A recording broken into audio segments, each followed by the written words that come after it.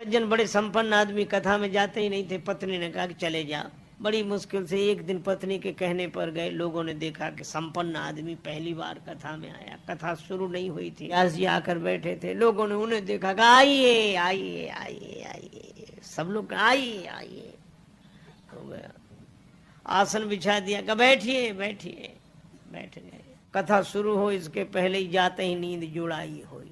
हो गए, अब सो गए तो ऐसे आदमी को जगाए कौन? जगाया। कथा पूरी हो गई, व्यास जी भी चले गए, सब श्रोता चले गए।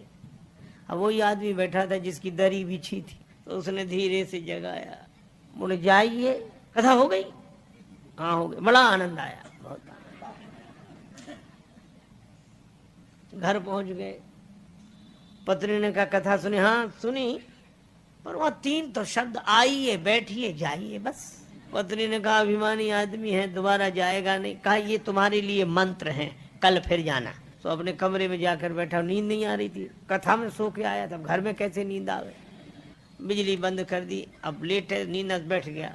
पत्नी ने कहा ये मंत्र है, तो मंत्रों का जब करे तो बार बार कहा आइए बैठिए जाइए, आइए बैठिए जाइए।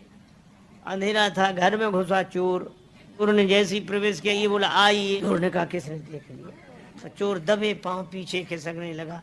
तो ये बोला बैठिए। अरे बोले इसने पहचान लिया। तब तक चोर भागा, और भागा तो ये बोला जाइए। चोर ने समझा पहचान लिया, पकड़वा देगा कल। तो चोर दौड़ा दौड़ा आया, इसी के चरणों में गिर गया। पकड़ ली, जो रुपया पैसा लाया था सो चढ़ा दिया, मुझे बचा। ये घबराया कि मंत्र इतनी जल्दी सिद्ध हो गए। लाइट जलाई, घबराया, देखा एक आदमी हाथ जोड़े खड़ा, रुपया पैसा। अरे भाई तुम कौन हो? आप तो सब जानते हो, हमसे काहे को कहलाते हो? रुपया पैसा चढ़ा के गया। पत्नी को जगाया कि मंत्र तो बड़ी जल्दी सिद्ध हो। पत्नी ने पूरी बात समझ कर कहा कि भगवान की असली कथा से झूठे शब्द ले आए, असली चोर तुम्हारे शरणागत हो गया। और जिस दिन कथा से सच्चे शब्द पकड़ लोगे, उस दिन काम क्रोध लोभ मोह मद मत्सर ये चोर समर्पित हो जाए। भगवत कथा। लेकिन सोने वाले को तो कथा से कोई लेना देना नहीं। और एक सज्जन तो सोते ही नहीं थे, सपना भी देखते थे। कथा में सो जाए और सपना देख गए।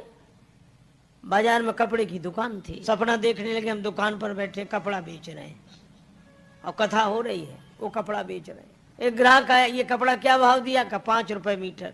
नहीं कुछ कम करो, 4.5 रुपए मीटर। बोले नहीं 4.5 नहीं। तो वो ग्राहक जाने लगा, तो बोले ले जा 4.5 में।